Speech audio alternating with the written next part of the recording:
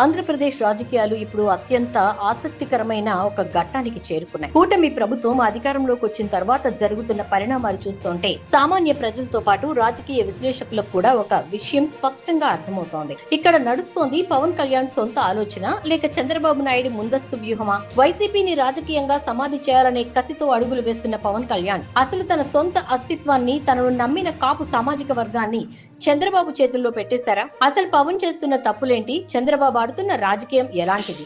ఈ ఇద్దరి కూటమి డ్రామా చూసిన తర్వాత ప్రజల్లో జగన్ ఎందుకు బెటర్ అనే చర్చ ఎందుకు మొదలైంది? ఈ వీడియోలో పూర్తి వాస్తవాలను కుండబద్దలు కొట్టినట్లు విశ్లేషిద్దాం. స్కిప్ చేయకుండా చివరి వరకు చూడండి. మొదటగా పవన్ కళ్యాణ్ చేస్తున్న తప్పుల గురించి మాట్లాడుకుందాం. ఒక రాజకీయ పార్టీ అధినేతగా పవన్ కళ్యాణ్ ఆశయాలు మంచివే కావచ్చు, కానీ ఆయన అనుసరిస్తున్న వ్యూహాలు మాత్రం జనసేన పార్టీని నిలువునా ముంచేసేలా ఉన్నాయి.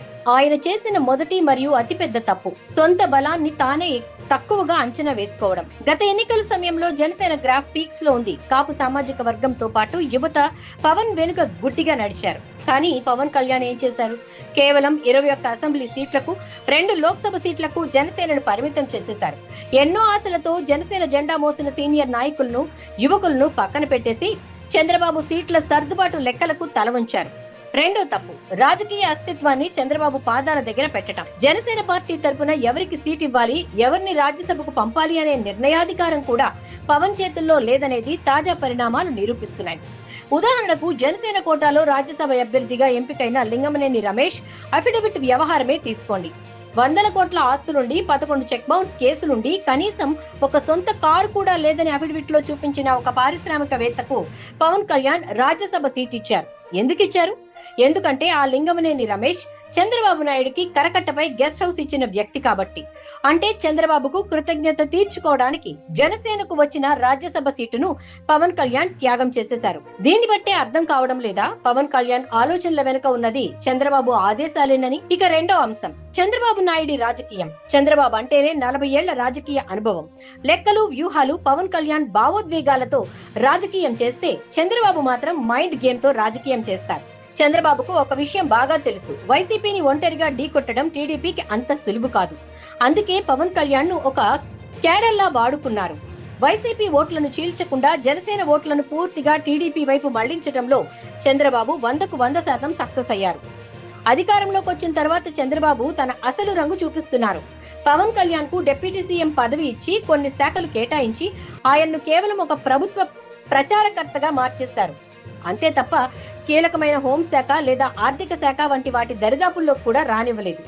అంతేకాదు జనసేనలో బలమైన కాపు సామాజిక వర్గ నేతలు ఎదుగుతుంటే వారిని అణచివేయడానికి, టీడీపీలోని కమ్మ సామాజిక వర్గ ఆధిపత్యాన్ని కాపాడుకోవడానికి చంద్రబాబు తెర వెనుక చక్రం తిప్పుతున్నారు. పవన్ ను పొగుడుతూనే ఆయన పార్టీని సొంతంగా ఎదగకుండా చేయటం చంద్రబాబు మార్క్ రాజకీయం.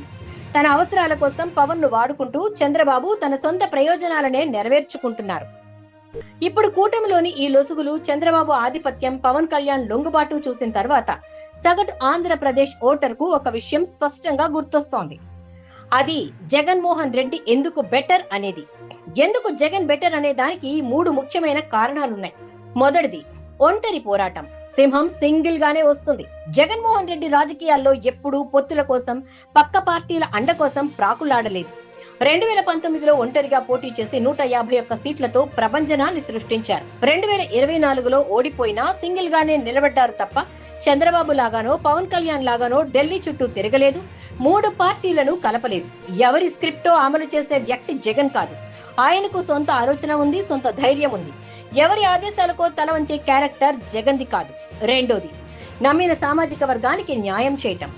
పవన్ కళ్యాణ్ తనను నమ్మిన కాపు సామాజిక వర్గాన్ని సీట్ల కోసం, చంద్రబాబు ప్రయోజనాల కోసం పక్కన పెట్టేస్తే జగన్మోహన్ రెడ్డి మాత్రం అధికారంలో ఉన్నప్పుడు బీసీ, ఎస్సీ, ఎస్టీ, మైనారిటీ మరియు కాపు సామాజిక వర్గాలకి డిప్యూటీ సీఎం పదవులతో పాటు కేబినెట్ లో సింహభాగం ఇచ్చి సామాజిక న్యాయం అంటే ఎంతో ప్రాక్టికల్ గా చూపించారు. కార్పొరేట్ శక్తులకు, లింగమనేని లాంటి పెద్దలకే పదవులివ్వాలనే కూటమి ఆలోచన విధానంతో పోలిస్తే సామాన్యుణ్ణి సైతం లీడర్ ను చేసిన జగన్ విధానం ఎంతో బెటర్ అని ప్రజలు భావిస్తున్నారు. మూడోది సంక్షేమం మరియు విశ్వసనీయత. కూటమి ప్రభుత్వం అధికారంలోకి వచ్చి ఇన్ని రోజులైనా ఇచ్చిన సూపర్ 6 హామీలను అమలు చేయటంలో పూర్తిగా విఫలమైంది. నిధులు లేవంటూ కాలయాపన చేస్తోంది. కానీ జగన్మోహన్ రెడ్డి హయాంలో కరోనా లాంటి తీవ్రమైన సంక్షోభంలో కూడా బటన్ నొక్కి పేదల ఖాతాల్లోకి నేరుగా డబ్బులు పంపారు. చెప్పిన మాట మీద నిలబడటం, హామీలను 99% నెరవేర్చడం జగన్ కి ఉన్న అతిపెద్ద ప్లస్ పాయింట్. ఇవాళ కూటమి వైఫల్యాలను చూస్తుంటే, పవన్ కళ్యాణ్ లొంగుబాటును చూస్తుంటే నిజంగా జగనే బెటర్, ఆయన పరిపాలనే హుందాగా సాగింది అని ప్రజలు ముక్త కంఠంతో చర్చించుకుంటున్నారు. కాబట్టి మిత్రులారా, కుండబద్దలు కొట్టి చెప్పాలంటే పవన్ కళ్యాణ్ ఆలోచనల్లో వైసీపీకి మేలు చేయాలనే ఉద్దేశ్యం ఎక్కడా లేదు. ఆయన టార్గెట్ జగన్ ను దెబ్బతీయటమే. కానీ ఆకాశతో ఆయన తీసుకుంటున్న నిర్ణయాలు చంద్రబాబుకి పూర్తిగా సరెండర్ అయిపోవడం చూస్తుంటే అది పరోక్షంగా వైసీపీకి జగన్మోహన్ రెడ్డికే లాభం చేకూరుస్తోంది. చంద్రబాబు చెప్తున్న స్క్రిప్ట్ ప్రకారం నడుస్తూ పవన్ తన ఇమేజ్ ను తానే డ్యామేజ్ చేసుకుంటున్నారు. మరి కూటమి ప్రభుత్వంలో పవన్ కళ్యాణ్ తీసుకుంటున్న ఈ నిర్ణయాల పట్ల, చంద్రబాబు రాజకీయం పట్ల మీ అభిప్రాయం ఏంటి? జగన్ పరిపాలనతో పోలిస్తే ఇప్పుడున్న పరిస్థితి ఎలా ఉంది? కింద కామెంట్ సెక్షన్ లో తప్పకుండా తెలియజేయండి.